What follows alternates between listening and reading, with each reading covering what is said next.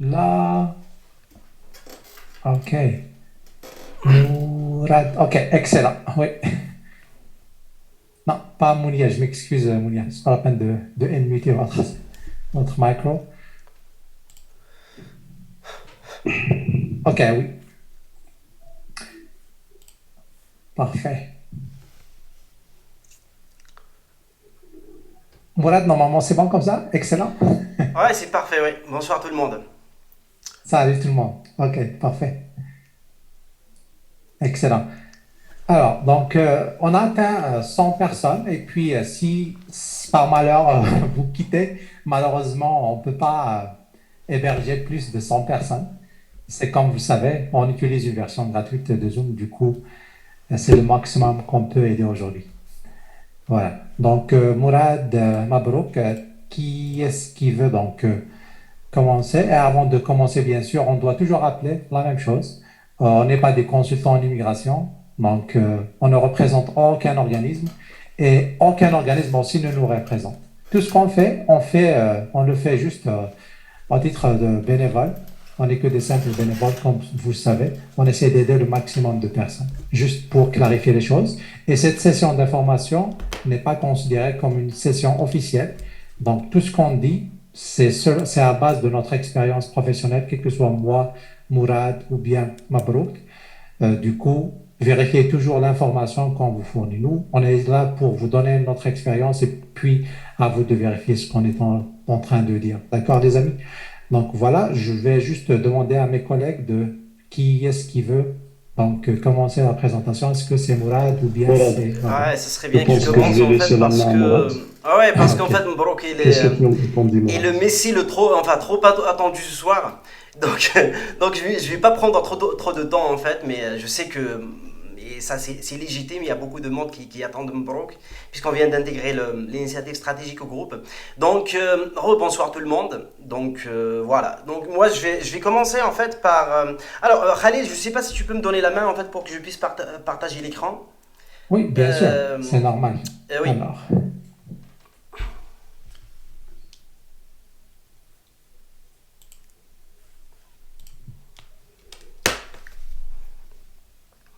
c'est bon, Mourad.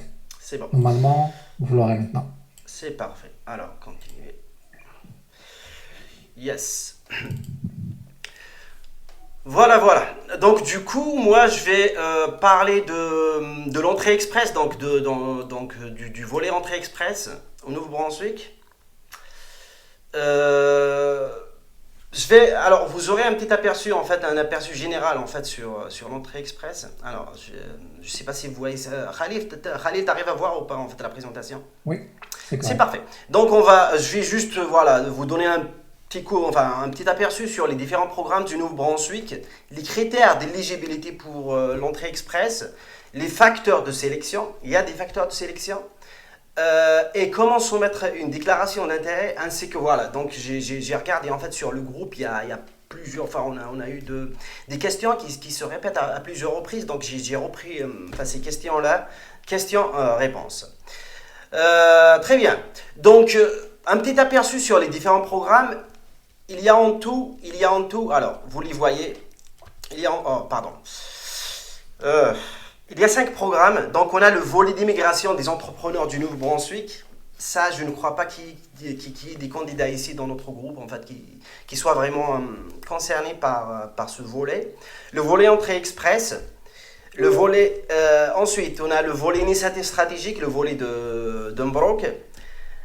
Il y a également le volet des travailleurs qualifiés du Nouveau-Brunswick et le programme pilote d'immigration au Canada Atlantique. Il faut avoir une offre d'emploi pour ces deux programmes. Donc les deux programmes vraiment qui intéressent les candidats, qui intéressent les membres du groupe sont le volet entrée express du Nouveau-Brunswick ainsi que le volet initiative stratégique du Nouveau-Brunswick. Et moi, je vais parler donc du coup du volet entrée express et Mbrock du volet initiative stratégique. Juste en fait, voilà, il y a pourquoi le Nouveau-Brunswick. Le Nouveau-Brunswick actuellement, c'est vraiment la province la plus active. C'est pas parmi les plus actives, mais vraiment la plus active au niveau de l'immigration. C'est la seule province qui organise des sessions d'information qui permettent aux candidats de soumettre justement une déclaration d'intérêt. Il y a souvent en fait des sessions d'information des autres provinces, mais ces sessions d'information ne sont, comme le nom l'indique, ne sont que des sessions d'information. Voilà, juste pour informer les candidats potentiels. Par contre, le Nouveau-Brunswick, avec cette session d'information, pas la nôtre d'aujourd'hui bien évidemment, mais celle organisée par les agents d'immigration, et ça permet justement de soumettre une déclaration d'intérêt si toutefois on répond aux exigences qui vont suivre. Alors, les critères d'éligibilité au programme Entrée Express, l'âge, il faut avoir entre 22 et 55 ans. À partir de 55 ans, c'est mort malheureusement pour l'initiative stratégie, plutôt l'entrée express. Mais je reviendrai en fait sur les points qui sont attribués aux différentes tranches d'âge. La langue, vous devez passer un test linguistique. Alors juste une information, en fait, beaucoup se posent la question si le TCF est accepté. Je vous confirme, le TCF est accepté. C'est à 100%, le TCF est accepté. Donc il faut avoir au moins le niveau 7. Soit au TCF, TEF ou le IELTS. Ou le IELTS pour pouvoir soumettre une déclaration d'intérêt dans ce volet. L'éducation. Alors, officiellement, il demande un diplôme canadien d'études secondaires, mais je reviendrai en fait plus tard sur ce point-là. Mais il faut un diplôme universitaire. Bon, la majorité d'entre vous, bien, je dirais même à 100% de ceux qui nous suivent aujourd'hui ont un diplôme universitaire. Expérience professionnelle, donc au moins une année à temps plein dans les catégories A, B ou 0. Pour les autres catégories, il faut voir avec Mbrouk ou bien avec les autres programmes. Juste entre parenthèses, il y a beaucoup de membres, de candidats qui se plaignent du fait qu'ils ne reçoivent pas de déclaration d'intérêt, sachant qu'ils ont, entre guillemets, une bonne CMP. Sachez que déjà le Nouveau-Brunswick n'a pas de liste officielle, contrairement à l'Ontario, à la Saskatchewan ou aux autres provinces qui mettent en ligne une liste entre guillemets officielle des CMP les plus recherchés dans leur province ou bien les CMP qu'ils demandent. Au Nouveau-Brunswick, il n'y a pas cette liste-là et il y a certainement des CMP plus demandés que d'autres. Alors, si je prends par exemple la CMP 4031 ou 4032, qui est une CMP relativement demandée, il y a beaucoup de membres qui se demandent mais pourquoi je suis enseignant par exemple, comment ça se fait que je n'ai pas reçu une invitation de la province? Tout simplement parce que l'offre dépasse la demande. Si la province a besoin de 10 enseignants, et qu'il y a 100 enseignants qui envoient une déclaration, qui soumettent une déclaration d'intérêt, comprenez bien que voilà, les 90 restants ne vont pas recevoir une invitation de la province. L'obligation, s'établir et travailler d'une façon permanente au Nouveau-Brunswick. Je reviendrai sur ce point-là plus tard. Donc il faut vraiment démontrer à la province qu'on veut partir au Nouveau-Brunswick pour s'y établir, pour y travailler. Fonds d'établissement, donc l'argent c'est le plus important et parfois malheureusement le plus difficile. C'est la preuve en fait de fonds exigée par ERCC. Quand vous déposez une déclaration d'intérêt, quand la province accepte votre déclaration d'intérêt et elle vous demande de soumettre une demande officielle, il va falloir prouver avec des justificatifs datant de moins 6 mois. En fait, la province, comme ERCC, vous demandera un justificatif de 6 mois.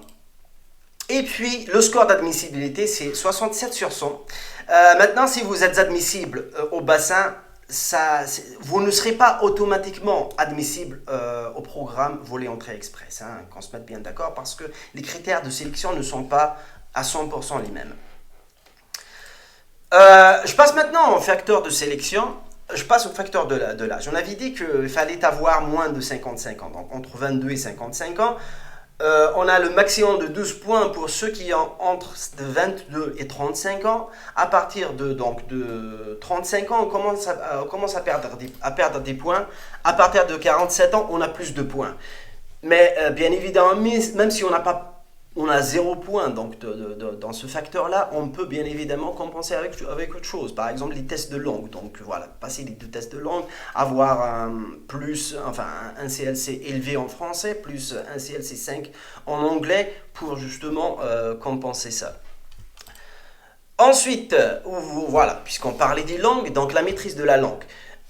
Sachez que voilà, il y a une seule langue qui est exigée au Nouveau-Brunswick, contrairement à certaines provinces.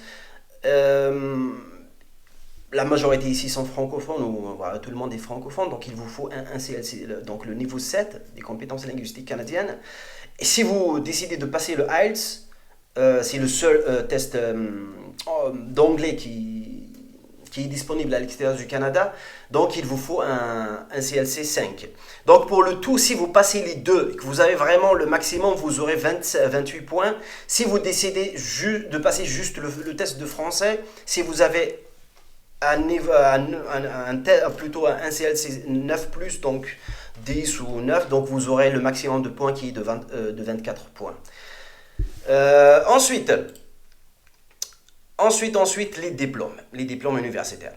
Le maximum, c'est de 25 points pour ceux qui ont un doctorat, que je salue, parce que voilà, ils ont fait des études, voilà, donc ils se sont sacrifiés en fait pour avoir les 25 points.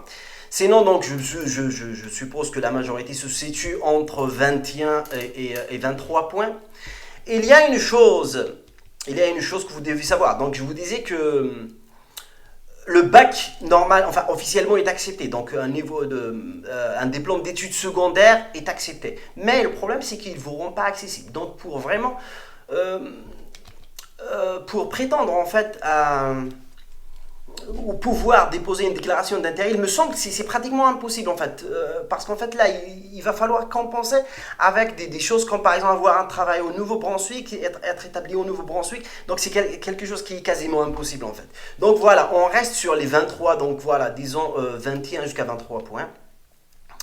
Ensuite l'expérience professionnelle. L'expérience professionnelle, donc 6 ans ou plus, vous aurez 15 points. Vous aurez 15 points, donc 9 ans pour une année, vous aurez 9 points.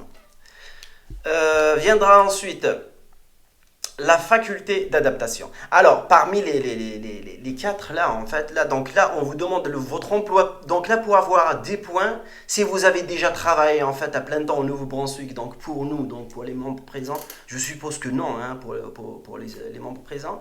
Donc ceux qui ont fait des études secondaires à temps plein au Nouveau-Brunswick, c'est pareil. Donc là, vous pourrez avoir, ou vous pourriez au conditionnel avoir 5 points. Ou bien un emploi, vous avez pu décrocher un emploi au Nouveau-Brunswick, pareil. Par contre, pour le dernier critère, c'est la famille. Vous pourrez prétendre, si vous avez quelqu'un au Nouveau-Brunswick, vous avez votre frère, votre soeur au Nouveau-Brunswick, ou des parents au Nouveau-Brunswick, là vous pourrez avoir 5 points. Donc également le conjoint, si par exemple le conjoint a décidé de passer donc le test linguistique, soit français ou soit anglais, s'il a plus de 4, le niveau 4, il aura 5 points. Après pour les autres, c'est pareil, hein, donc il va falloir qu'il soit en fait qu'il ait déjà travaillé en fait au Nouveau-Brunswick pour avoir les 5 points, ou qu'il ait fait des études secondaires au Nouveau-Brunswick pour avoir les 5 points. Et si actuellement vous êtes avec un permis de travail, alors il y a beaucoup qui partent avec un permis de travail, donc vous aurez 10 points. Si vous êtes présentement au Nouveau-Brunswick avec un permis de travail valide, vous aurez 10 points. Alors, comment soumettre une déclaration d'intérêt? Alors vite fait, hein, donc je vais pas m'étaler en détail, hein, donc juste vraiment vous donner le site et puis voilà, si vous voulez savoir comment justement soumettre une déclaration d'intérêt, vous pouvez voir sur la chaîne YouTube de Khalil ou la mienne, j'avais mis une vidéo en fait justement détaillée sur la soumission en fait de la déclaration d'intérêt. C'est très simple, vous allez venir sur le site de IMB, donc du Nouveau-Brunswick, et vous allez taper imb.gmb.ca. Et ensuite, vous allez tout simplement cliquer sur s'inscrire. Vous allez vous inscrire, c'est pas sorcier. On vous demandera votre prénom, nom de famille, courriel, ainsi que un mot de passe. Hein. C'est pas non plus sorcier. Et puis, vous allez cliquer sur s'inscrire. Hein. Donc, c'est C'est pas si difficile que ça. Alors par contre, là, faites attention. Donc là, une fois sur la page, là, donc quand vous serez inscrit, donc il faut cocher je suis d'accord. Ensuite, je veux, là c'est important par contre, je veux travailler au Nouveau-Brunswick. Ensuite viendra une autre page. Également, faites attention. Donc vous aurez 4 programmes, 4 volets. Vous n'êtes pas, donc vous ne faites pas partie en fait à mon avis, de la catégorie qui demandera le volet travailleur qualifié au Nouveau-Brunswick. Vous allez juste cliquer sur volet entrée express et vous allez démarrer votre déclaration d'intérêt. Donc pour la suite, encore une fois, voyez Khalid, donc la chaîne de Khalid ou la mienne. Et pour l'initiative stratégique, Mabrouk. Alors, je vais finir donc avec les questions qui reviennent souvent. Là, je vais pas prendre tout le temps. La première question. Qu'est-ce que je dois faire? Alors, que faire pour avoir une invitation de la province? Alors, c'est quoi ça? Je viens de recevoir un message. Cette réunion a été mise... Ok. Donc, que faire? Alors, tout simplement, si vous êtes dans le bassin et que vous êtes la perle rare, la province va vous écrire un message ou bien va vous envoyer une invitation sans que vous ne fassiez rien. Sinon, si vous êtes comme la majorité donc, des candidats, il faut soumettre une déclaration d'intérêt. Il faut soumettre une déclaration d'intérêt.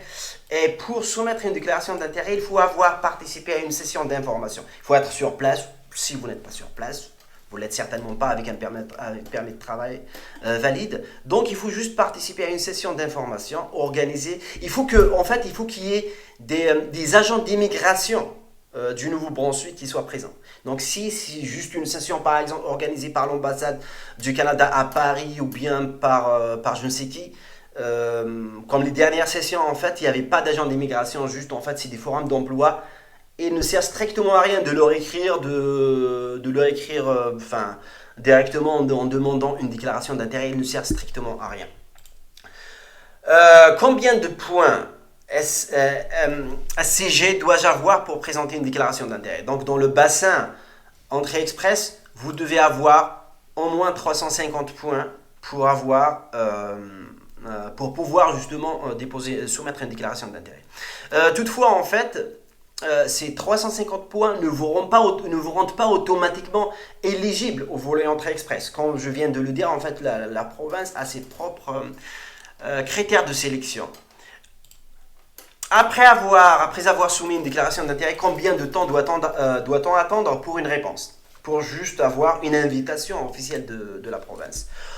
Entre quelques jours et jamais. Alors, au-delà d'une année et sans réponse de la province, vous pouvez considérer que votre déclaration d'intérêt n'a pas été retenue. Donc, il y a eu des candidats qui ont attendu une semaine, ils ont reçu une lettre d'intérêt de la province. D'autres, malheureusement, je dis bien malheureusement, qui attendent depuis plus d'une année sans avoir de suite.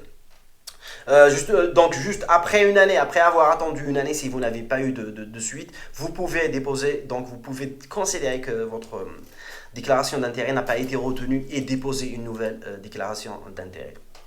Est-ce qu'on peut avoir un refus de la province après avoir soumis sa demande? Oui, en cas de fausse déclaration. Alors moi personnellement, le seul cas que j'ai vu, c'était une fausse déclaration. Il y avait un refus. Malheureusement, et je dis bien malheureusement, les membres ne reviennent pas tout le temps avec des retours. C'est bien dommage. Hein. Donc, qu'ils soient positifs ou négatifs, généralement positifs, ils viennent nous dire qu'ils ont reçu une bonne nouvelle, mais quand c'est une mauvaise nouvelle, sachant que ça aide beaucoup les gens, en fait, ne serait-ce que pour pouvoir se situer, pour pouvoir éviter les pièges. Mais encore une fois, le seul témoignage qu'on a eu, que moi personnellement j'ai vu, c'était un candidat qui demandait en fait des conseils, et justement c'était par rapport à une fausse déclaration.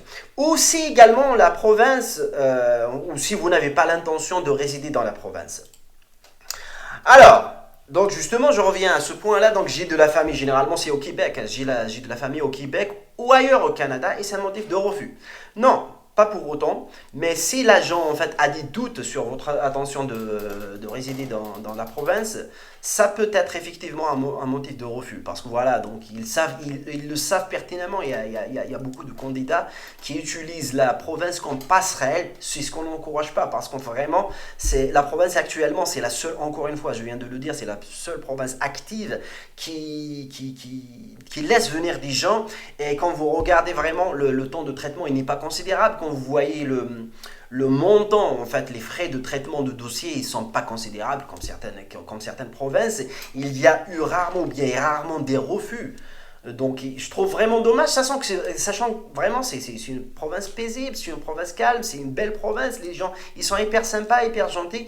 Donc voilà, je vous encourage pas, je vous encourage pas à franchir le pas en fait, à quitter le Nouveau-Brunswick dès que vous y arrivez en fait.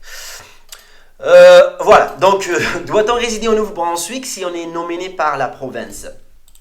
Alors, quand vous envoyez votre demande officielle, post-ETA, vous vous engagez à y résider d'une façon permanente. Donc voilà, donc vous allez signer en fait une déclaration d'engagement. Je dois vivre dans la province, donc je dois vivre et travailler dans la province. Ce qui est officiel, hein. Je vous donne vraiment l'officiel. Maintenant, libre à vous de faire ce que vous voulez.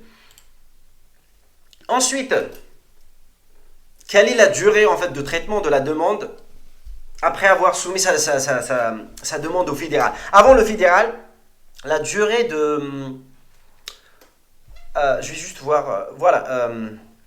La durée, en fait, de traitement au niveau provincial, en fait, c'est vraiment ça dépend. Ça dépend parfois. Alors, alors j'ai fait un petit sondage récemment, je ne sais pas si vous l'avez vu ou pas, mais la moyenne des ans, c'est entre une semaine et quelques semaines. Bon, quelques semaines, j'entends par là, peut-être, voilà, 6 semaines, 7 semaines. Donc, mais il y a eu récemment, en fait, beaucoup de candidats qui ont eu la nomination. Au bout de 15 jours. Mais si vous soumettez maintenant votre dossier et que vous n'aviez pas de réponse au bout de 3 semaines, il ne faut pas vous inquiéter, il ne faut pas bombarder la province avec des mails, ça ne sert strictement à rien parce que chaque dossier est différent. À mon avis, bon, je ne sais pas, je ne connais pas le fonctionnement en fait, interne de la province, mais je suppose qu'il y a différents agents qui sont sur les dossiers. Donc s'il y a une personne la personne A traite votre dossier, il est probable qu'elle ait moins de dossiers. Je ne sais pas, je ne connais pas leur fonctionnement, mais voilà, tant que vous n'avez pas de réponse, donc ne vous inquiétez pas. Là, je parle vraiment de la demande post-ETA. Donc, je reviens au fédéral. Donc, les délais annoncés les délais annoncés officiellement sont de 6 mois. Mais actuellement, à cause du Covid, c'est mort. Enfin, il y a des gens là, actuellement sur le groupe qui attendent depuis une année, voire 2 ans, qui attendent. Donc, espérons que ça va passer. Voilà. Donc, j'espère, je ne sais pas combien de temps j'ai fait. Je vous dis tout simplement merci de m'avoir écouté. Si vous avez des questions, on en reparlera après. Je laisse la parole à Khalil.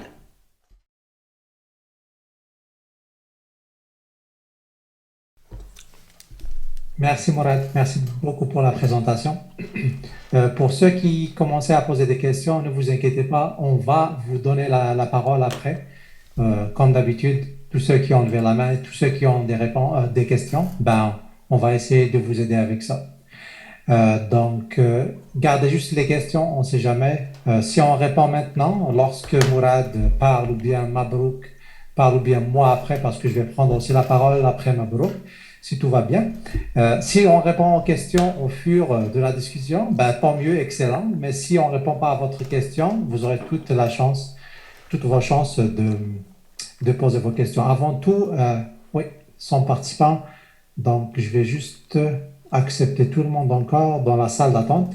Et puis, comme ça, on va se rendre encore à 100 personnes. Parfait, c'est fait. Donc, je vais donner la parole à mon ami et mon frère et mon camarade Mabrouk encore. Je vais juste lui demander de mettre le truc et je vais lui donner aussi le host. Alors, Mabrouk. Ok. Très bien, merci beaucoup, Khalil. Juste un instant. Et puis, on va se mettre en mute, moi et Mourad. Donc, dès que vous terminez ou bien vous voulez qu'on intervienne, Donc, vous allez nous remettre la parole. Alors, c'est à vous, mon ami. Excellent. Merci beaucoup, Khalil. Et merci encore pour Mourad pour la très belle présentation que tu as fait, mon ami. J'ai nullement de chance pour dépasser un travail pareil, mais je vais faire de mon mieux. L'essentiel, c'est, bon, juste un petit rappel pour tout le monde. Salam alaikum wa rahmatullah. Bonsoir tout le monde. Saha alaikum pour les musulmans et bon fête d'ascension, je pense, pour les chrétiens. J'espère que cette session sera de grande utilité pour beaucoup d'entre vous. Comme Khalil a dit, je vais redire encore une fois, nous ne sommes ni des agents d'immigration, ni des conseillers, ni des avocats, ni des délégués de l'ERCC ou de l'EMB. Nous sommes juste des bénévoles, des gens qui aiment aider, qui essaient d'aider du mieux qu'ils peuvent dans la limite de notre temps et de nos efforts. À vous de confirmer, à vous de faire plus de recherches et à vous d'approfondir euh, votre recherche pour bien entreprendre votre projet d'immigration. Alors, bon, juste avant de commencer, on a 4 morceaux tonight. Le premier morceau, c'est Mourad qui l'a pris. Le deuxième morceau, ça sera moi, avec Initiative Stratégique, l'invité d'honneur de notre groupe et pour la première fois de la session d'aujourd'hui. Et le troisième morceau sera pour Khalil, pour faire la comparaison, une petite étude comparative entre les deux volets. Ensuite, on vous donnera la main. Déjà, il y a plein de gens qui ne se sentent pas fatigués à lever la main dès le départ de la session pour les questions-réponses à la fin de la session. Alors, je vais partager l'écran pour aller droit au but. Voilà, je pense que c'est bon.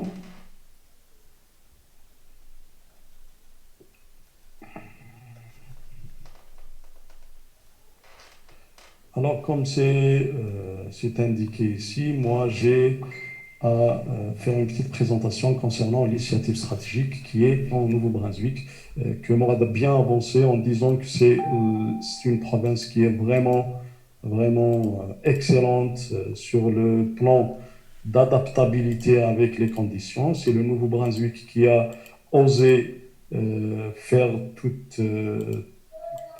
tout un changement, par exemple, sur le volet initiative stratégique des visites exploratoires présentielles à des visites exploratoires virtuelles.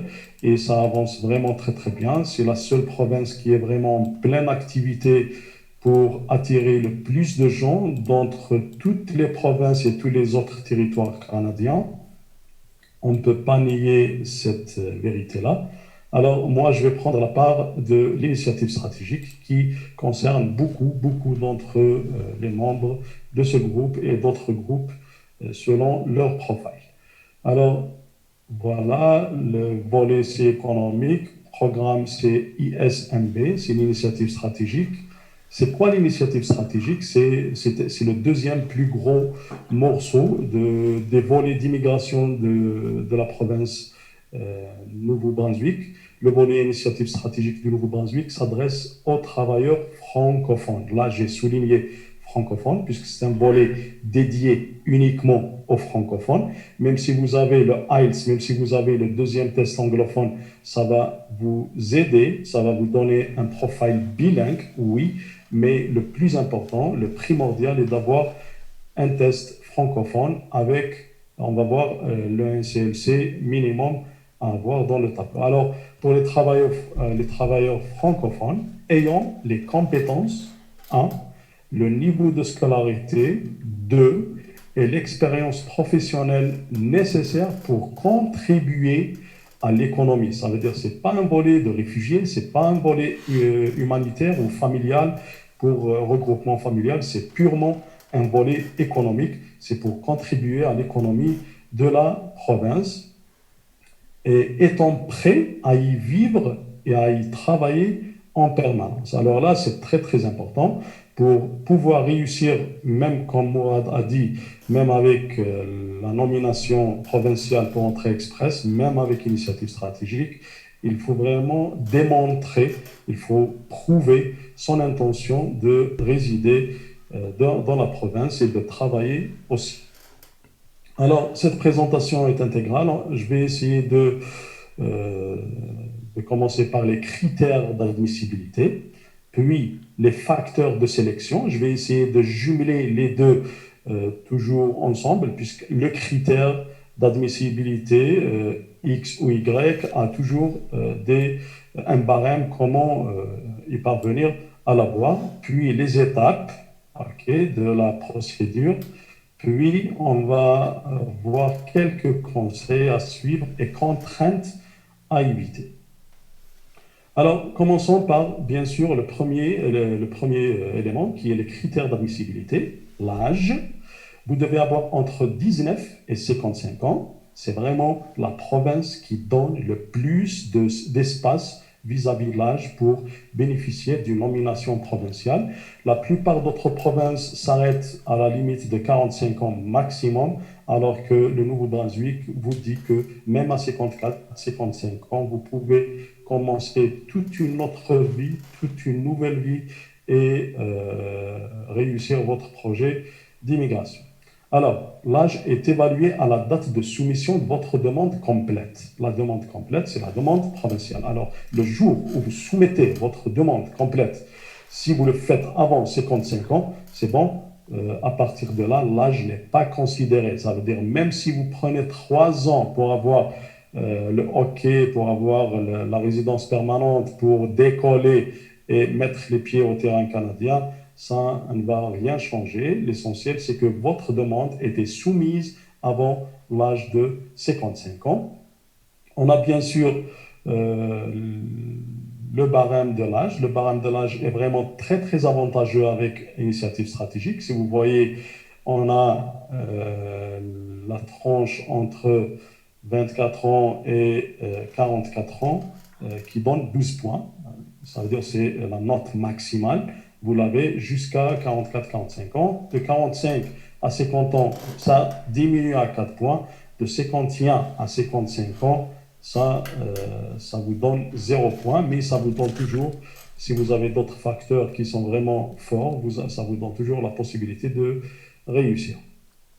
Concernant les études, avoir au moins un diplôme d'études secondaires, ça veut dire c'est le terminal pour la plupart qui peuvent comprendre ça, le terminal, niveau terminal, mais il faut qu'il y ait un diplôme avec ça, un diplôme dans un institut, dans une école qui va soutenir ce niveau terminal étranger. Et il faut qu'il y ait aussi, bien sûr, le DE, qui est l'équivalence de votre diplôme ou de vos diplômes que vous avez par rapport au diplôme canadien. Le maximum de points, c'est 25 points. Okay, ça varie entre 25 et 15 points selon la nature du diplôme, selon la nomination du diplôme, selon la longueur des études que vous avez effectuées pour avoir ce diplôme. On a un autre critère aussi qui est très important, qui est la langue.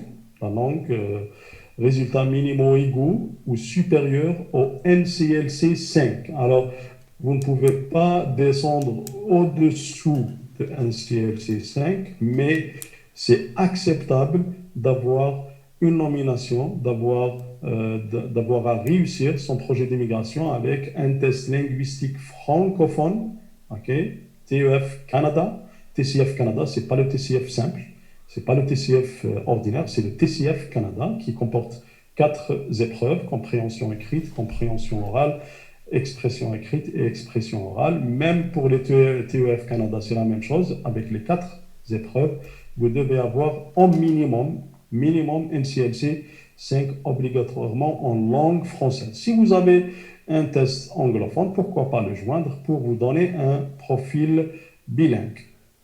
Alors on a le tableau aussi toujours qui explique l'attribution des points vis-à-vis vos résultats. Okay, par exemple, pour un CLC 7 ou plus, vous avez 7 points pour chaque épreuve. Pour un CLC 6, vous avez 6 points. Pour un CLC 5, vous avez 5 points. Ça veut dire le maximum à avoir ici, c'est les 7 points x 4. Ça veut dire c'est le maximum, plus de 7 points pour chaque épreuve. Et vous aurez 28 points. La preuve de fond, là, c'est toute une histoire, cette preuve de fond-là. Il y aura des milliers de questions là-dessus, on sait bien, mais c'est vraiment très, très, très important. La preuve de fond, c'est la chose qui garantit aux agents d'immigration, à la province et à l'État fédéral que vous allez vraiment pouvoir subvenir aux besoins de vous-même et de votre famille pendant les premiers mois d'installation, en attendant que vous ayez un bon poste ou un travail de survie même, pourquoi pas, pour pouvoir subvenir à vos besoins. Alors, la preuve de fond dépend de la taille de, de votre famille. Ok, là, je ne sais pas qu'est-ce que ce mot fait là. De votre famille, vous incluons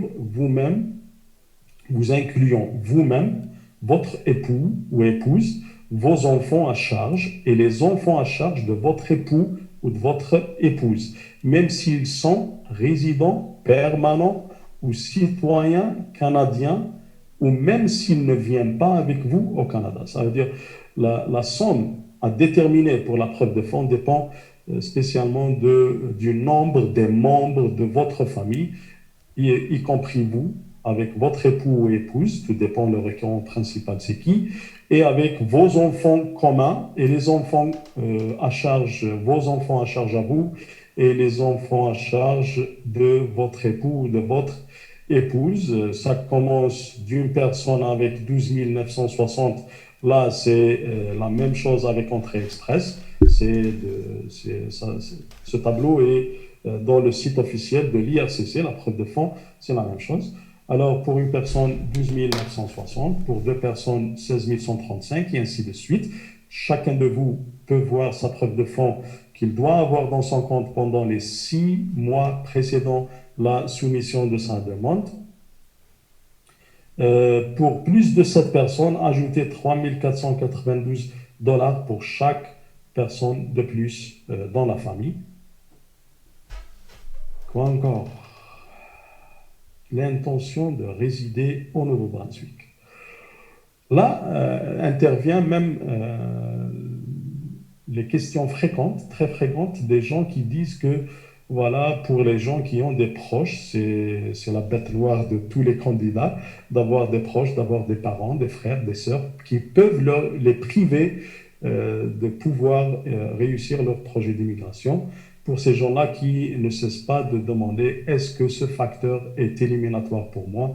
J'ai ma sœur, j'ai mon frère, j'ai mon oncle, j'ai ma tante, j'ai mon grand-père, tatati, tatata, chacun sa situation. Est-ce que ça peut vraiment me défavoriser? Alors, vous devez vraiment ici, vous devez convaincre, vous devez persuader les agents d'immigration traitant votre dossier, surtout sur le plan de la province, puisque c'est la province qui doit être convaincue que vous allez vraiment y rester, que vous n'allez pas la fuir une fois qu'elle vous a ouvert les bras, une fois qu'elle vous a donné la résidence permanente, qu'elle vous a permis d'être sur le sol canadien. Il faut vraiment que vous la convainquiez. Alors, démontrez véritablement en faisant partie des candidats des provinces l'intention de résider au Nouveau-Brunswick. Vous allez bien sûr demander et dire, mais comment réussir à les convaincre? Il y a beaucoup de choses à faire. Cette règle-là est prise de l'alinéa 87 de B du règlement sur l'immigration. Pour établir cette intention, ça veut dire pour réussir cette étape-là, de convaincre la province que vous êtes vraiment amoureux d'elle-même comme province, vous ne la considérez pas comme passerelle, comme pont pour aller ailleurs, on vous demande un plan d'établissement, ça c'est pour l'initiative stratégique, pour démontrer votre lien avec la province. Alors c'est pour ça que même lors de mes vidéos sur ma chaîne YouTube, je donne beaucoup d'importance à ce sujet. J'ai déjà fait deux vidéos, je pense, pour le plan d'établissement. C'est là que vous devez vraiment jouer votre jeu et essayer de convaincre les agents que vous allez vraiment résider et travailler sur la province, même si vous avez des proches ailleurs sur d'autres provinces ou territoires.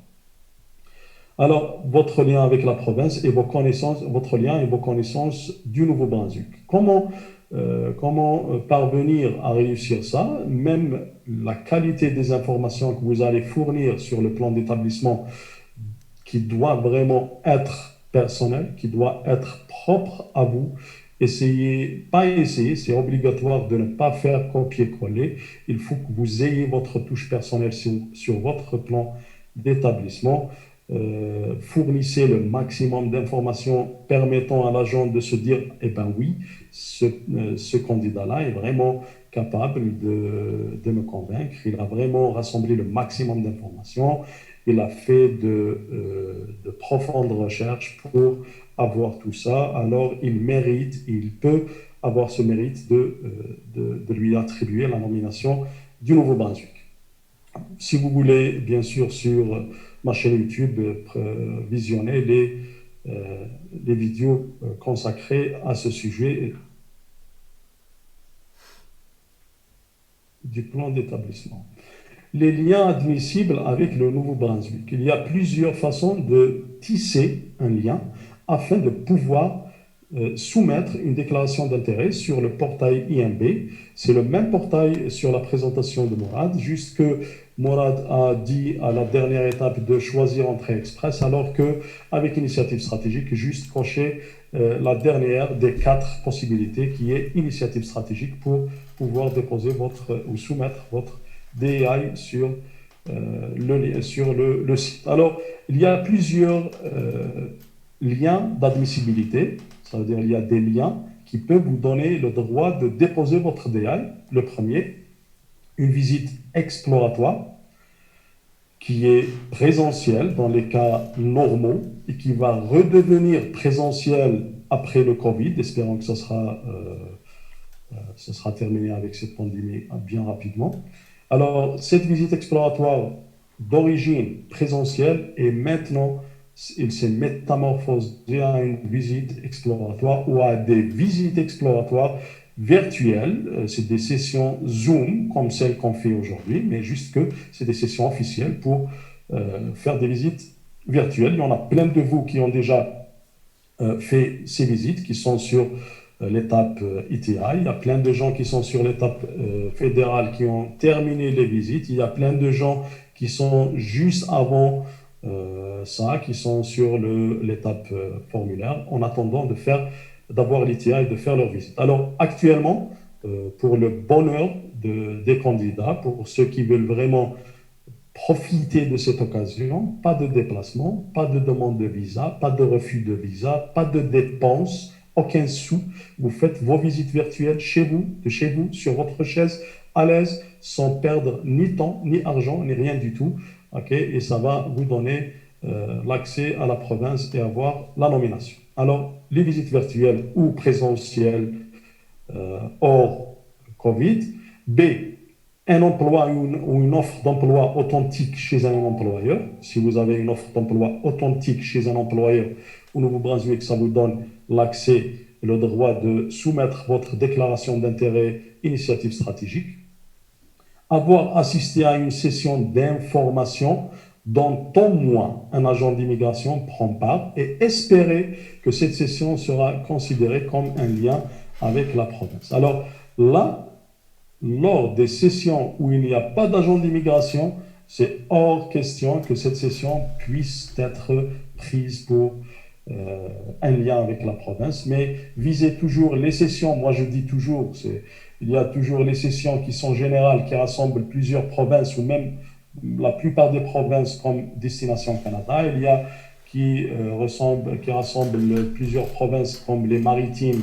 Les provinces maritimes, c'est des destinations Acadie, mais il y a aussi les sessions d'information faites par et pour le Nouveau-Brunswick, ça veut dire spécialement faites par les agents du Nouveau-Brunswick et pour l'immigration au Nouveau-Brunswick. Ces sessions-là sont vraiment très importantes pour les citer comme lien et avancer dans votre procédure.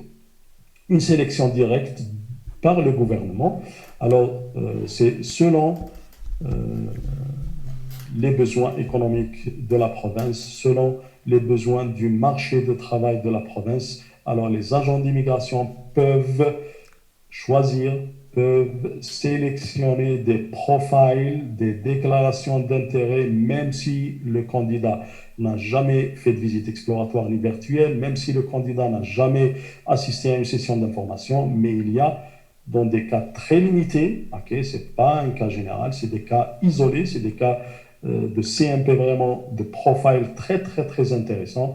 Les agents ont le OK pour envoyer des ITA pour des gens. Je connais quelques-uns qui ont vraiment bénéficié de ça, qui ont sauté des étapes pour en arriver à l'ITA directement sans avoir fait les étapes ordinaires dont je vais parler à la suite.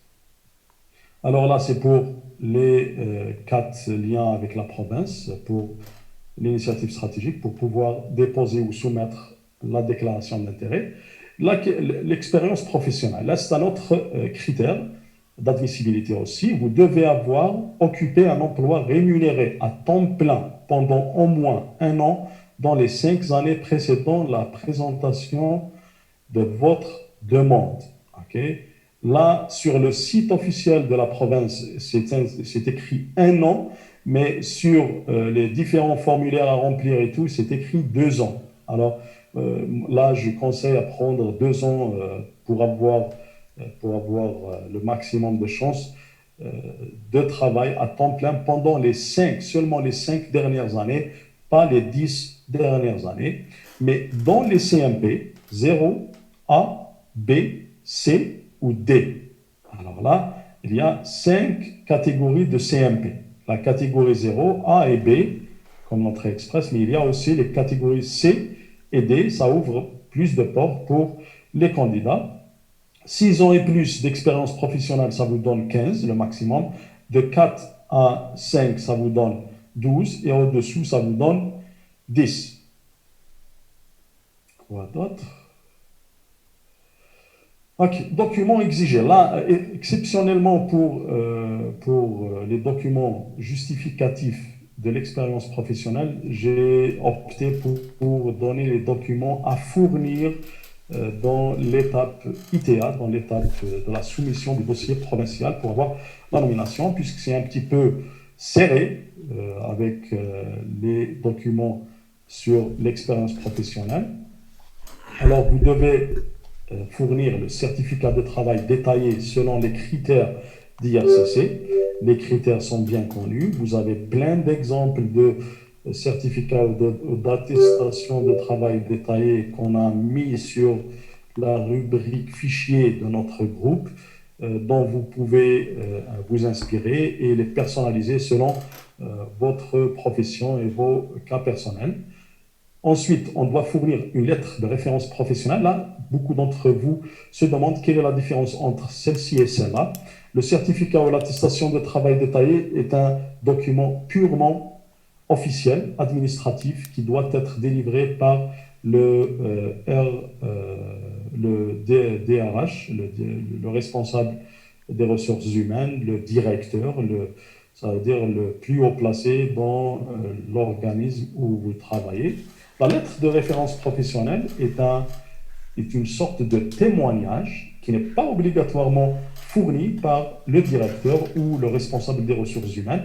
Il peut être fourni par exemple, pour les enseignants, par le censeur, par le surveillant général, par l'inspecteur pédagogique, par un des chefs des services de l'académie, par un chef de service, je ne sais pas, selon vos professions. C'est un document à être fourni avec, bien sûr, plein de critères, l'entête, les renseignements de celui qui le délivre, de préférence qu'il y ait un statut administratif pour celui qui vous le délivre, par exemple un cachéron avec griffe, avec signature, même si ce n'est pas le directeur de la boîte où vous travaillez.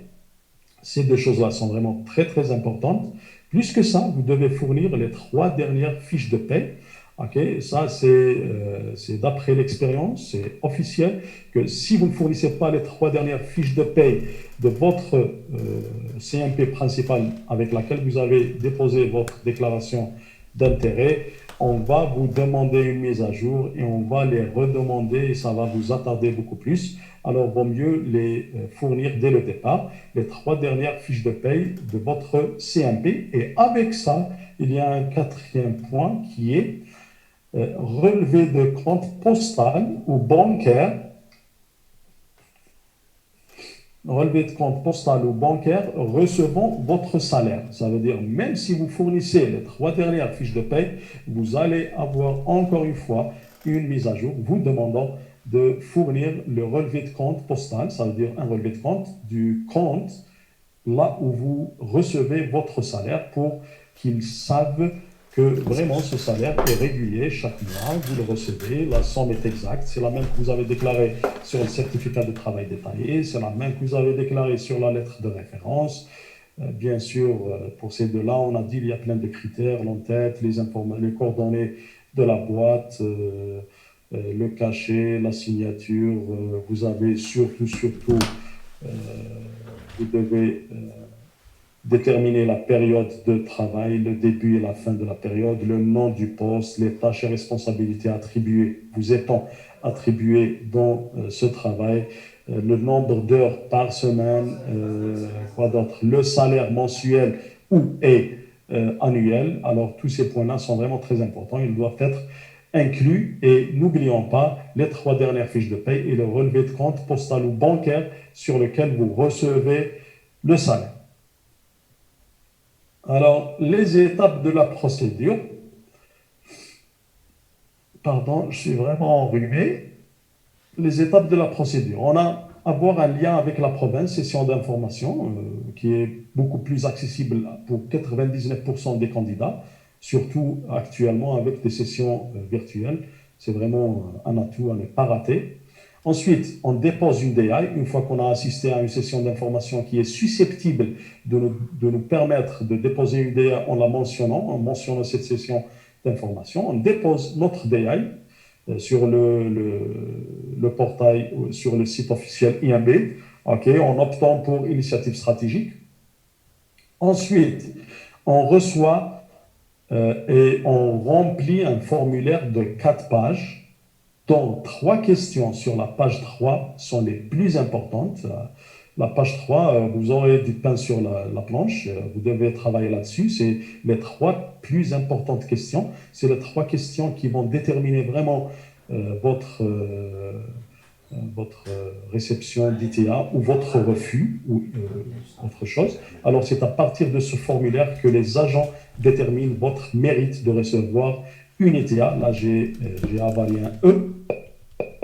Le 4, recevoir une ITA, c'est la 4e étape, et soumettre le dossier provincial. Là, ça commence vraiment les choses très sérieuses. Une fois que vous avez reçu l'ITA, invitation to apply, ça veut dire que la province vous invite à déposer officiellement votre dossier, téléverser tous les documents, tous les justificatifs que vous avez déclarés lors du remplissage de votre formulaire. Attention de tomber dans le piège de vous contraindre avec ce que vous avez déclaré. Chaque chose déclarée doit être justifiée. C'est pour ça que je conseille toujours les candidats de faire des prises d'écran, de copier ce qu'ils ont envoyé sur le formulaire, de faire des prises d'écran aussi pour pouvoir faire une balance entre ce qu'ils ont déclaré et ce qu'ils doivent ensuite sur ITA prouver comme avec justificatif. Alors, ITA et soumettre le dossier provincial en ligne sur le site IMB dans un délai de 45 jours. Après avoir reçu l'ITA, il vous donne un compte à rebours qui fait vraiment pression. Chaque jour, vous allez trouver un -1 sur le nombre de jours restants. Vous avez 45 jours pour soumettre tout, assister à au moins 3 VEV. Durant ces 45 jours, vous devez prendre rendez-vous, vous devez envoyer des emails, ne pas rater de temps pour envoyer le maximum d'emails aux organismes que l'IMB va vous donner. Ils vont vous donner la liste de ces organismes qui peuvent vous faire des VEV. VEV, ça veut dire visite exploratoire virtuelle. Alors, vous devez faire minimum 3 visites exploratoires virtuelles et chaque fois que vous assistez à une visite exploratoire virtuelle, l'organisme dévoué à ça va envoyer une liste complète de tous les gens qui étaient présents. Alors, ce n'est pas la peine de penser à gauche ou à droite. Si vous avez assisté, c'est que vous avez assisté. Si vous n'avez pas assisté, vous ne pouvez rien jouer là-dessus. Il faut vraiment assister au maximum. Le 3, c'est le minimum. Il y a des gens qui ont assisté à 7, 8, 9, voire 10, pourquoi pas, pour avoir le maximum d'informations sur la province. Puis, établir son compte rendu des sessions d'information VEV, ça veut dire de ces visites exploratoires virtuelles, et son plan d'établissement. Tout ça doit se faire dans le délai des 45 jours suivant la réception de votre Invitation to Apply, ITA. Joindre tous les documents justificatifs requis. Alors, dans ces 45 jours-là, se joue vraiment le futur de votre projet d'immigration. 5, là je n'arrive pas à voir, je vais essayer. Bon, après avoir soumis bien sûr votre demande de nomination, de désignation provinciale, vous allez recevoir dans un délai qui varie entre 4-5 jours et voire des mois pour recevoir sa nomination ou sa désignation provinciale. Heureusement que statistiquement parlant, la plupart, pour 85% des gens, ils reçoivent toujours leur nomination au bout de 20 jours, 30, 40 jours maximum. Il y en a quelques cas qui tardent vraiment à l'avoir, mais dans la plupart des cas, sauf fausse déclaration, c'est tout le monde qui arrive à satisfaire son ITA et avoir sa désignation. Cette désignation est valable pour 9 mois. Et vous avez le temps de soumettre la phase finale qui est le dossier fédéral dans le délai de 9 mois, mais que je conseille vivement de le faire le plus vite possible, puisque pour avoir un avancement et être sûr que votre dossier est accepté, n'est pas refusé ou n'est pas retourné à vous pour le réenvoyer encore une fois, vaut mieux investir dans ces 9 mois et envoyer votre dossier fédéral le plus vite possible. Je vais presque terminer. Conseils à suivre et contraintes à éviter. Alors, c'est des conseils qu'on donne chaque fois sur les commentaires lors de l'approbation des postes de nos chers membres, mais qui n'écoutent pas, qui ne trouvent pas vraiment bonne écoute. Vous ne pouvez rien faire avant d'avoir l'EDE plus test de français.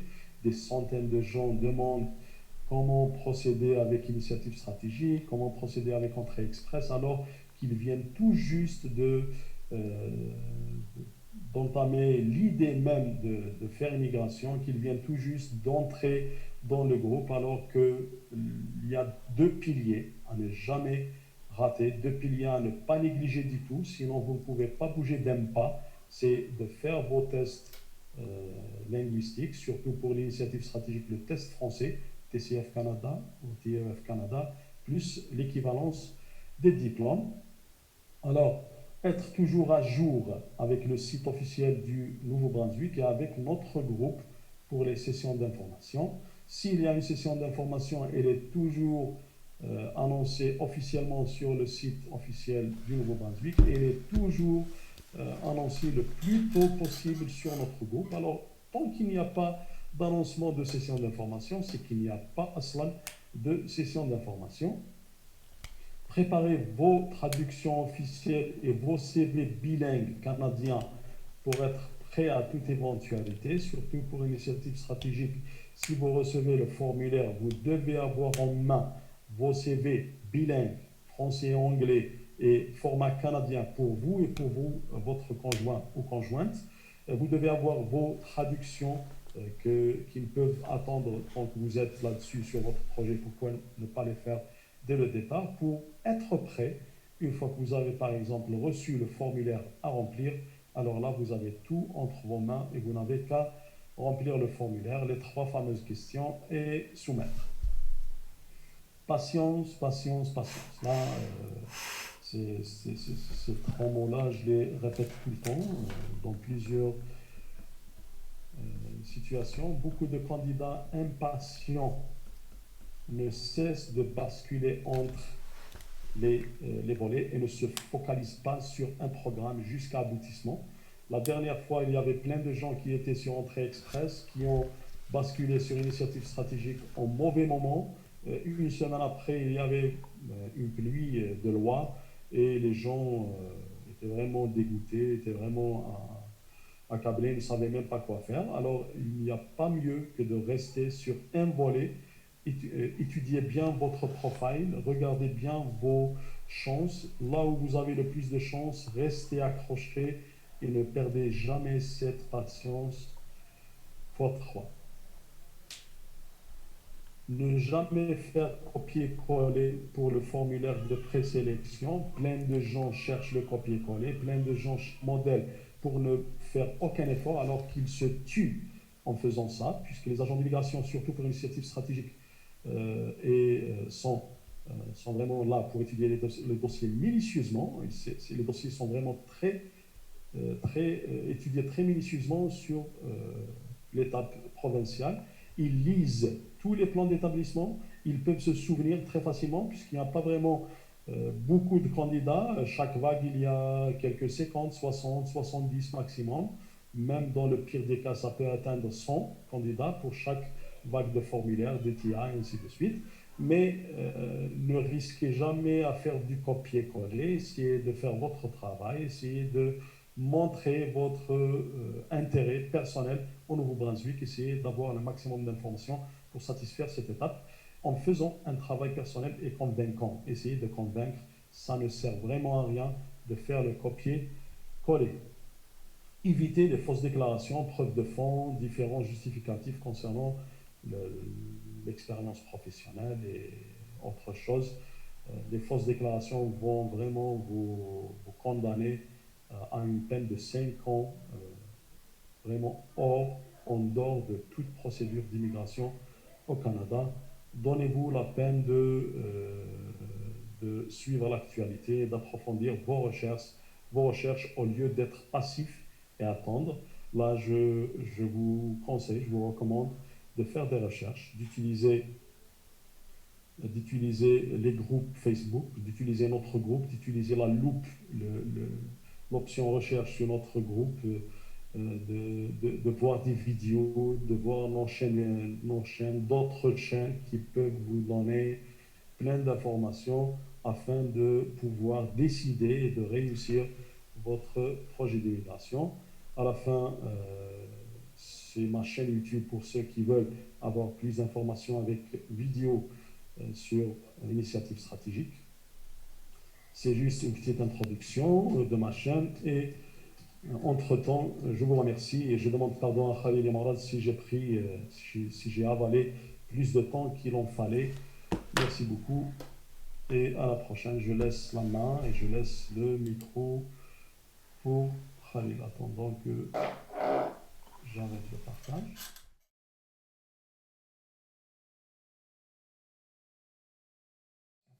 Ok, donc on va lancer ce diaporama. La différence entre initiative stratégique et VMT entrée express. Certainement, VMT, il y a beaucoup de personnes qui vont poser la question. VMT, c'est volet du marché du travail de l'entrée express du Nouveau-Brunswick.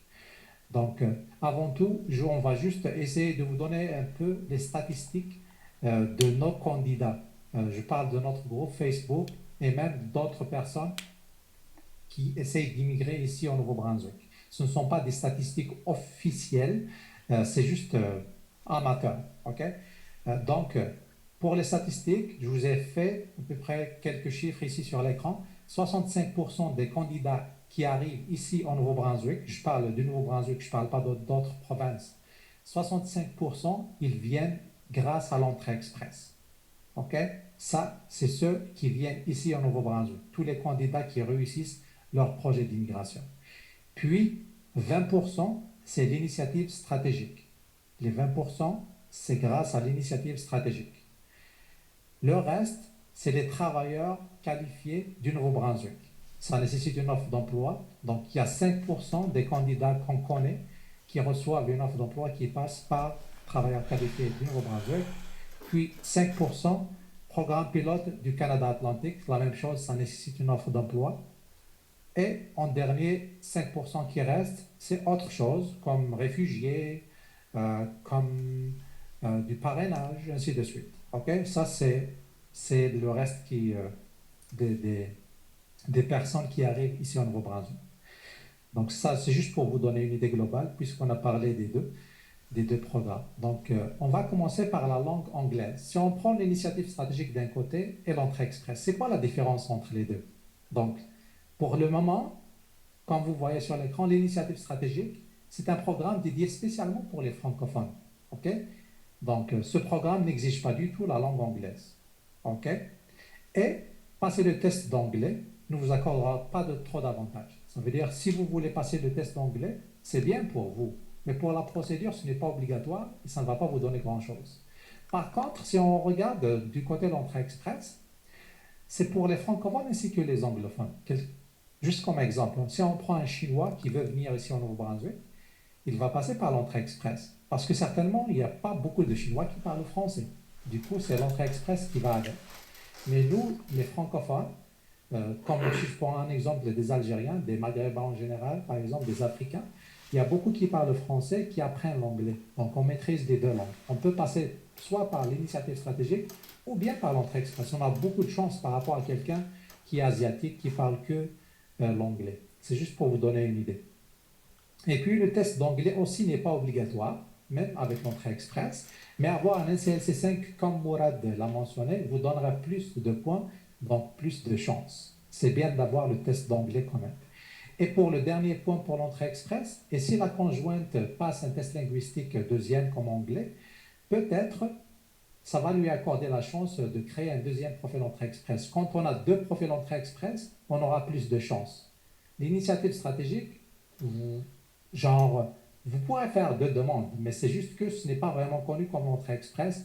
Vous aurez la chance d'avoir deux demandes au fédéral qui peuvent être traitées différemment selon les critères que moi a déjà expliqué pour l'entrée express. Et puis, la langue française. On a parlé de la langue anglaise, maintenant c'est la langue française. Mabrouk l'a bien mentionné, via l'initiative stratégique, il suffit d'avoir un NCLC 5 pour être admissible. OK, bien sûr, avec les autres critères qu'il a expliqués. Par contre, du côté entrée express, vous devez avoir un NCLC 7. Il y a beaucoup de personnes qui échouent. Euh, ils ne peuvent pas avoir un NCLC 7. Des fois, un seul NCLC 6, il va gâcher tout votre procédure avec l'entrée express. Donc, l'entrée express est vraiment exigeante côté langue par rapport à l'initiative stratégique. L'initiative stratégique, c'est très souple. C'est ça la différence dans la langue française pour les deux programmes. J'espère que c'est clair. Voilà. Et puis, l'expérience professionnelle, la même chose, Mourad et Mabrouk l'ont mentionné. Pour l'initiative stratégique, l'expérience professionnelle est évaluée sur les 5 dernières années. Par contre, l'entrée express, elle est évaluée euh, pour les 10 dernières années. Donc, c'est un avantage pour l'entrée express. Et un autre point qui est l'âge. La même chose, les deux camarades l'ont mentionné. Pour le côté initiative stratégique, l'âge, vous aurez le maximum entre 18 ans et 44 ans. Vous aurez 12 sur 12. Et le score est de 4 sur 12 pour la catégorie d'âge de plus de 44 ans, je veux dire. Par contre, l'entrée express, si on regarde, à partir de 36 ans, les points vont diminuer à chaque année. Et pour le total, vous aurez jusqu'à 35 ans pour avoir la totalité. Donc, à partir de 36 ans, tous ceux qui ont plus de 36, ben, malheureusement, à chaque anniversaire, vous allez fêter votre anniversaire, mais vous allez perdre des points. C'est ça ce qui fait la différence entre l'entrée express et l'initiative stratégique. Du coup, si vous regardez quelqu'un qui a plus de 40 ans, euh, on conseille toujours les personnes de passer par l'initiative stratégique parce qu'ils auront plus de chances par rapport à l'entrée express. Ça ne veut pas dire que l'entrée express, ça ne fonctionne pas, mais les chances sont plus via l'initiative stratégique à ces personnes-là, cette catégorie de personnes. Et une autre comparaison pour les diplômes des conjoints. Avec l'initiative stratégique, le diplôme ne rajoute pas grand-chose pour le conjoint ou la conjointe. Par contre, avec l'entrée express, le diplôme il va rajouter des points et des chances. Comme j'ai dit, si la deuxième personne, le conjoint, vous, en tant que femme ou le mari, Tout simplement, si vous êtes admissible, vous pouvez avoir deux profils entrée express aussi. Il y a toujours une façon de doubler vos chances d'être sélectionné. Et les déclarations d'intérêt et invitation. Pour l'initiative stratégique, le candidat doit absolument faire une déclaration d'intérêt s'il veut procéder avec la province. S'il ne le fait pas, il n'aura pas d'invitation de la province, sauf dans quelques cas particuliers. OK? On ne les voit pas souvent, on ne les voit pas chaque jour. Par contre, avec l'entrée express, si on regarde, une fois dans le bassin entrée express, la province peut venir toute seule vous inviter, même si vous n'avez pas fait de déclaration d'intérêt. Donc, la province a besoin de vous, elle va venir vous inviter. Mais bien sûr, cela reste toujours l'idéal de soumettre une déclaration d'intérêt. Parce que quand vous allez soumettre une déclaration d'intérêt, vous allez montrer votre intérêt à la province, comme quoi vous êtes intéressé de vivre dans cette province. On va passer à une autre chose. Visite exploratoire et plan d'établissement. Pour l'initiative stratégique, vous êtes dans l'obligation de faire une visite exploratoire. Et la visite exploratoire, comme Mourad l'a mentionné, c'est des visites actuellement virtuelles. Mais avant, c'était une obligation de partir, de venir ici au Nouveau-Brunswick, puisque je suis au Nouveau-Brunswick. Vous devez venir ici au Nouveau-Brunswick, visiter des agences d'établissement. Il y a beaucoup d'agences d'établissement, quel que soit au nord, au sud, n'importe où. Il y en a beaucoup, des agences francophones, bilingues, anglophones, ainsi de suite. Donc, il suffit juste de faire des recherches et vous allez voir. On pourra discuter sur ça si vous voulez plus tard ou bien une autre fois. Et puis, c'est devenu virtuel à cause du COVID-19. Ça veut dire, ce que Mourad a expliqué tout à l'heure, c'est que ça ne va pas s'appliquer toujours. OK? C'est juste à cause du COVID-19. Peut-être les choses vont changer une fois que le COVID disparaisse. On ne sait pas. Et si on revient au côté entrée express, la visite exploratoire n'est pas demandée, pas la peine de vous casser la tête, elle n'est pas exigée. Donc la procédure est plus simple comparant à tout le temps que les rendez-vous vont prendre et les rapports à résumer. Vous n'êtes pas obligé de venir au Nouveau-Brunswick, vous n'êtes pas obligé de prendre un rendez-vous avec une agence. Euh, That's it. Vous avez un profil entrée express, elle vous invite, vous allez soumettre votre dossier et c'est bon. Tout est correct. Et puis j'ai mis une remarque, mais la visite exploratoire reste la façon la plus idéale pour connaître la province, les services offerts dans chaque région et les témoignages d'un professionnel en établissement des nouveaux arrivants. Et vous allez poser autant de questions pendant vos rendez-vous. Si vous prenez un exemple de Mabrouk, il a fait beaucoup de rencontres virtuelles avec des professionnels en établissement des nouveaux arrivants. Il a rencontré beaucoup d'agents en établissement et pour la rétention des nouveaux arrivants. Du coup, il a posé autant de questions qu'il voulait. Il a découvert virtuellement les régions du Nouveau-Brunswick. Donc, c'est un avantage pour lui par rapport à d'autres personnes. Donc, c'est une bonne façon de connaître la province à l'avance. Ça, c'est un conseil que je vous donne. Et encore, pour les étapes. L'initiative stratégique, dans le cas ordinaire, je vous ai énuméré les acronymes parce que je sais que si je dis DI, ITA, VE, peut-être il y a des personnes qui n'ont pas suivi au départ. La VE, visite exploratoire, DI, déclaration d'intérêt, ITA, invitation to apply, nomination qui est la désignation provinciale et l'étape fédérale. Ça, c'est le standard de l'initiative stratégique. Par contre, si on regarde le côté entrée express, on va créer le profil entrée express, on va recevoir une lettre d'intérêt, letter of interest. On n'appelle pas ça une loi, mais il y a beaucoup de gens qui l'appellent une loi. Mais bon. Et puis, déclaration d'intérêt, ou bien même le contraire, des fois, on fait une déclaration d'intérêt pour recevoir une LOI, mais ce n'est pas la, bon, c'est la même chose. Puis, on va recevoir une nomination via l'entrée express, on va passer au fédéral, l'étape fédérale. Ça, c'est pour les candidats des provinces du Nouveau-Brunswick, via l'entrée express. Et souplesse du dossier.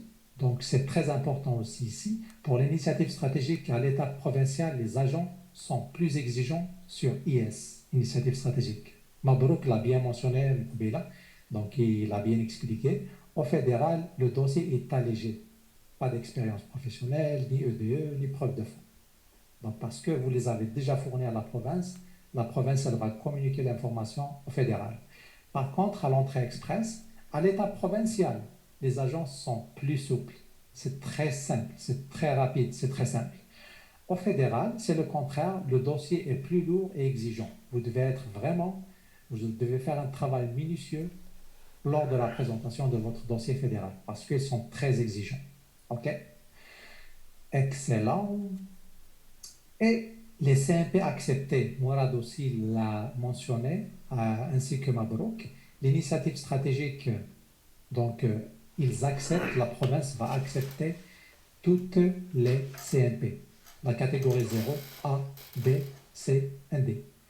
Par contre, l'entrée express, ben, tout simplement, comme on le connaît, c'est seulement la catégorie 0, A et B. Si vous avez une catégorie C ou D, ben, vous n'êtes pas admissible à l'entrée express. C'est là que vient la chance de l'initiative stratégique pour vous. C'est pour ça qu'il faut vraiment vérifier tous les critères d'admissibilité que Mourad a expliqué, ainsi que Mabrouk a expliqué. Donc, c'est très important de connaître ces critères d'admissibilité. Il ne faut pas les ignorer. Perfect. Un autre détail, juste comme ça, quelque chose de plus. Initiative stratégique vous donne une seule chance avec une seule province, ok, qui est le Nouveau-Brunswick. Si vous passez par l'initiative stratégique, il ne faut pas regarder autre province. Vous n'avez pas de chance parce que là, vous êtes avec la province elle-même, un seul programme provincial du Nouveau-Brunswick. Par contre, si vous faites un profil entrée express, dans ce cas-là, ça va vous donner plusieurs chances. Premièrement, vous pourrez avoir une extraction directe si votre score est excellent. Ok, ça c'est dans le premier cas. Sinon, s'il n'est pas excellent, vous pouvez passer par une nomination de la province. Ok, et il y a une possibilité de rajouter une offre d'emploi pour augmenter votre score ou bien refaire le test linguistique, en tout cas pour améliorer ce score-là. Et à la fin, avoir un profil entrée express veut dire que toutes les provinces auront accès à votre profil. Donc les 13 provinces et territoires du Canada, à part j'ai mis -1 qui est le Québec, donc on exclut le Québec de côté, on ne parle pas du Québec du tout. Donc tous les 12 provinces et territoires, ils ont accès à votre profil. Si demain une province a besoin de vous, elle vient vous inviter le plus normalement du monde. C'est ça pourquoi j'ai dit l'entrée express, vous avez plusieurs chemins. L'initiative stratégique, vous avez un chemin tracé. Donc, il faut savoir qu'est-ce que vous voulez et où est-ce qu'elle est votre place idéale. Ben voilà, puis on est arrivé au délai de traitement. Si on regarde les deux différences, initiative stratégique, pour l'État provincial, il n'y a pas de délai exact et c'est du cas par cas.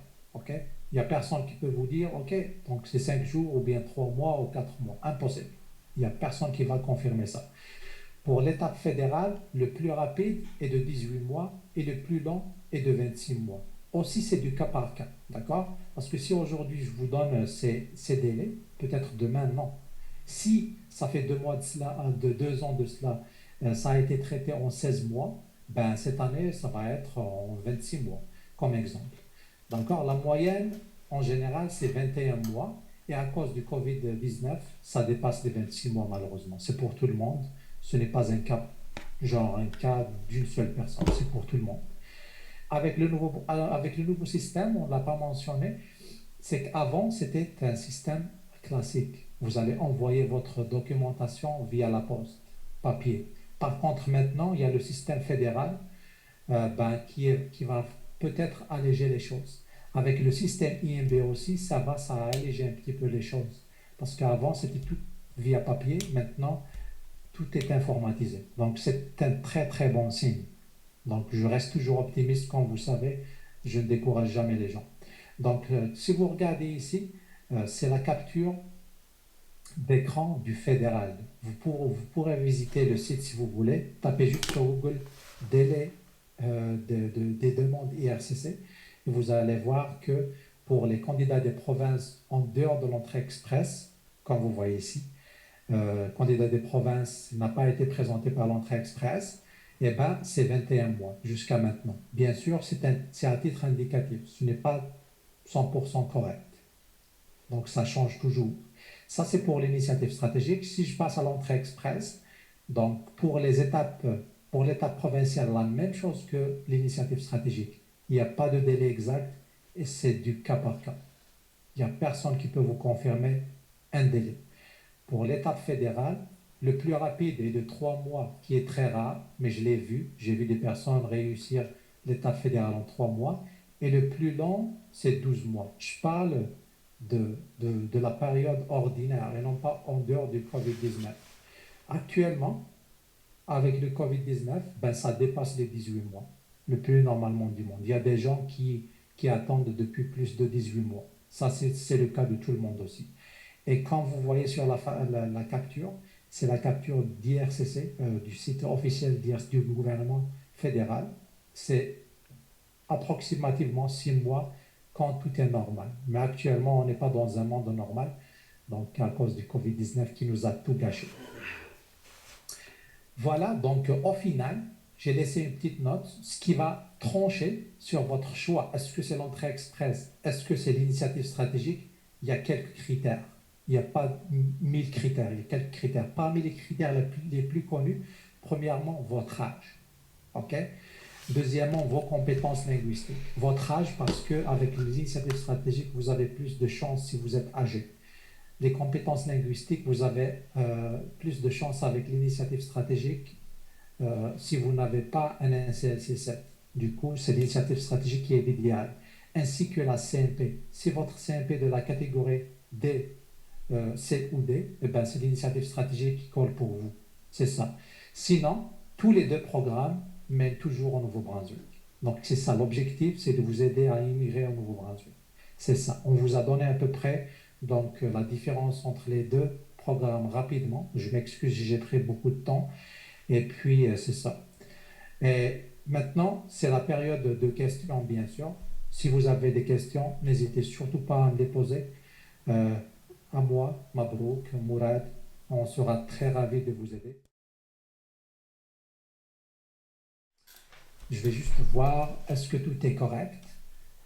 Euh, donc, c'est ça. Et je vais juste muter Mourad, mon ami, et Mabrouk, mon ami.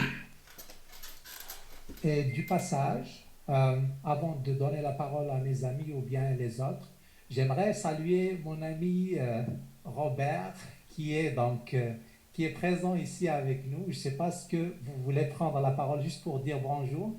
Donc, c'est un ami qui vit aussi au Nouveau-Brunswick. Ben, c'est pas la peine de faire toute une présentation. Donc, il y a beaucoup de gens qui le connaissent. Est-ce que je peux vous donner la parole, Robert, juste pour dire un petit salut, remarque? Je peux vous donner la parole? Ah, ok, excellent. Donc, je vous donne la parole. Donc,